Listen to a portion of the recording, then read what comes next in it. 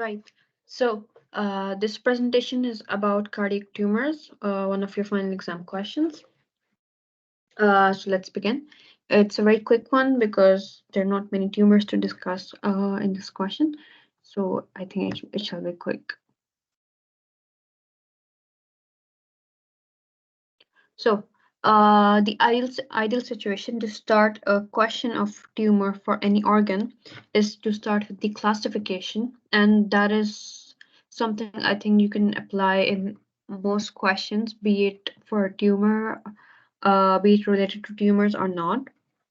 So classification is a good way to begin your question with. And in the cases of tumors, how do we classify? Well, we classify by with the category of primary and secondary, and then we further classify primary into benign or malignant. The secondary tumors are the metastatic tumors from other organs. And what's important to mention here as well is, for example, in the case of heart, the secondary tumors are more common than the primary tumors. So it is good to mention that at the start, when you start your question in the exam, which category is more common in the particular organ. So in the case of heart, you have the metastatic tumors more common than the primary tumors. So if you mention such details, this gives your examiner an idea that you understand the question well and you know where you're heading towards. Right. And where do we have the metastasis from in the heart? Well, we have metastasis most commonly from melanoma, bronchogenic carcinoma, lung cancer, or breast cancer. And what about the benign and malignant tumors? Well, we discussed them in the next slides. Okay, so let's start with primary tumor of the heart. So what are the primary tumors? We have myxoma, rhabdomyoma, papillary fibroblastoma, lipoma, uh, and rhabdomyosarcoma. All of them are benign except rhabdomyosarcoma, which is malignant. And I think you can figure that out from the name sarcoma, that it is a malignant tumor of the heart. Uh, and Yeah, most primary tumors, except rhabdomyosarcoma, of course, they all of the benign primary tumors have a good prognosis. And this list is from most common to least common primary tumor. So, for example, myxoma is the most common primary tumor of the heart, uh, and then rhabdomyoma, the second most common primary tumor. Well, we see that how common they are in the next slide. But this list is just a quick uh, uh, review to go through, right? So primary tumors, benign, the most common being myxoma. It is mostly in the left atrium, and it morphologically it looks like a white, yellowish, jelly-like gelatinous substance, like you can see here. It is large and pedunculated, and since it's in the left atrium, it most commonly obstructs the mitral valve, which causes syncope. That means it prognosis because it starts showing symptoms quite early on, unlike most other tumors which do not show symptoms or are asymptomatic until late.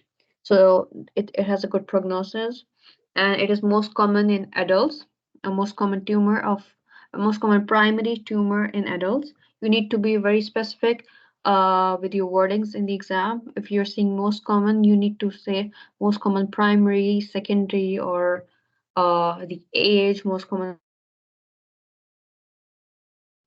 primary in children, for example. So this is the most common primary tumor of the heart in adults, myxoma, and the most common primary tumor of the heart in children is rhabdomyoma. So in children, we have rhabdomyoma as the most common primary tumor of the heart, and it is associated with tuberous sclerosis, and it arises due to abnormal apoptosis in cardiac development. And the morphology of it is red-white lesion, small and solid. Why red-white? I mean, it is the muscle tissue. Hence, it should be red and white like this, something like this. So just notice the difference. This looks like jelly-like gelatinous due to the myxoid tissue, and this is like red-white due to the muscle tissue. Both of them have a good prognosis. Okay. The remaining primary tumors are benign, are papillary fibroblastoma and lipoma. Papillary fibroblastoma is a tumor which arises from the valve cusps, from the valvular tissue, and it looks like something like this, white and like sea anemone. Uh, and the last primary benign tumor is lipoma, is yellow in color. So, I mean, it's pretty obvious lipoma is yellow because it's made up of fat lipid tissue. And it is benign and most commonly found in left ventricle or right atrium and has a good prognosis. So this was the primary tumors benign. The only primary tumor remaining now is rhabdomyosarcoma, the malignant version of rhabdomyoma called rhabdomyosarcoma. It is made up of striated muscle,